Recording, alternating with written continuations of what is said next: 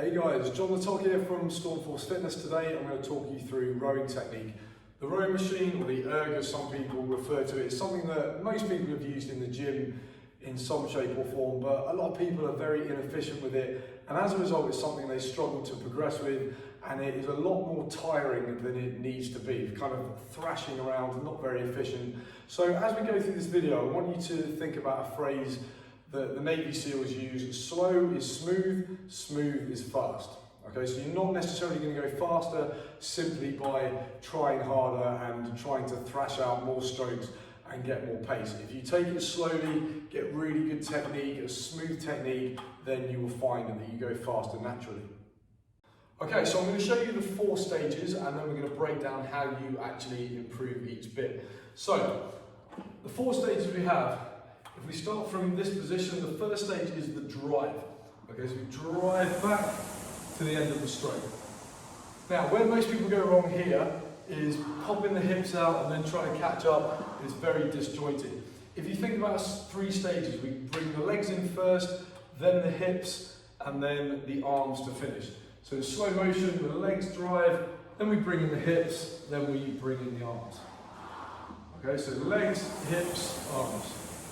That is the drive portion of the movement.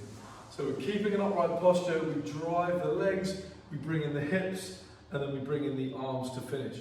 So now I find myself at that finished position. Loosely gripping the handle, you don't want to be too tense and wasting energy, and the handle is just coming into the ribs here. Okay, so we put those together. We have the drive, legs, hips, arms, and I finish here. On the recovery, I basically reverse the movement. So I'm going to go arms first, I'm going to hinge, and then I bring in the legs to come back. Okay, the classic error coming from this position is to bend the knees first, and now my knees are in the way of the handle. So you often see a lot of people getting this sort of circular movement, and when they go quickly we get this flapping, you can hear the chain smashing onto the machine. So what should happen is straight chain, straight chain. Straight chain, straight chain.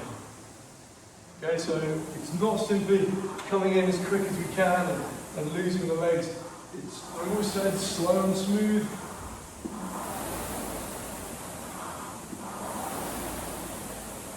Okay, so we bring it back in and we eventually finish at the catch position where we've got a pretty upright posture.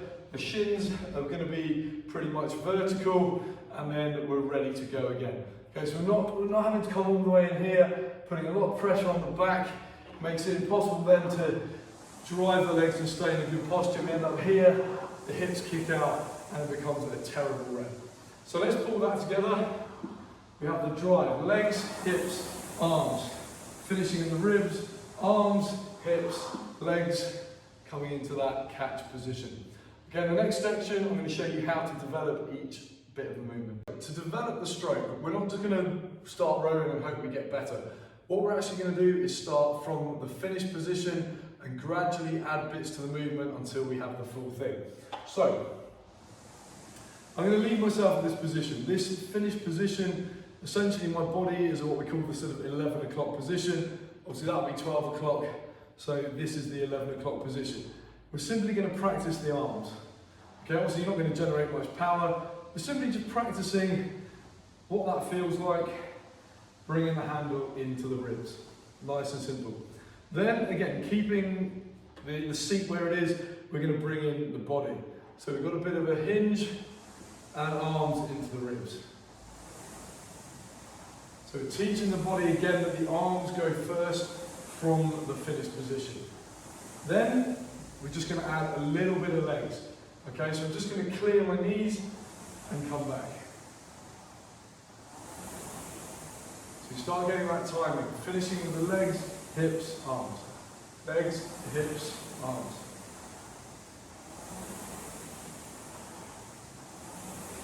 And now we can add the full slide so we end up back in that catch position.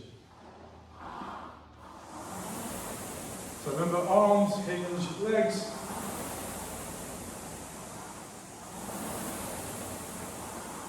And bring it all the way in.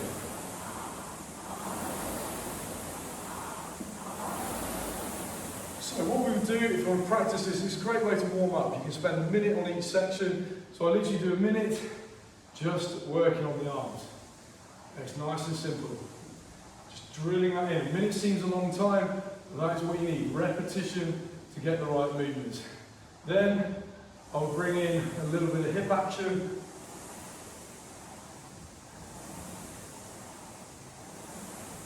And now we will do the full thing.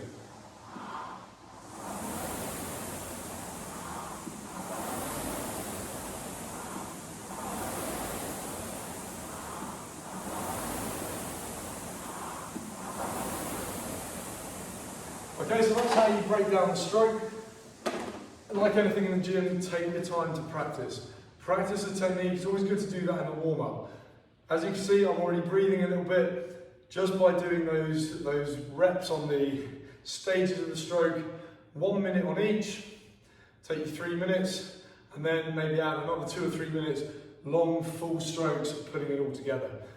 As usual with warm-ups, it's not about killing yourself. Keep the stroke rate steady, make sure it's all about technique, and then when you go into the workout portion, whatever that might be, then you can start pushing the pace.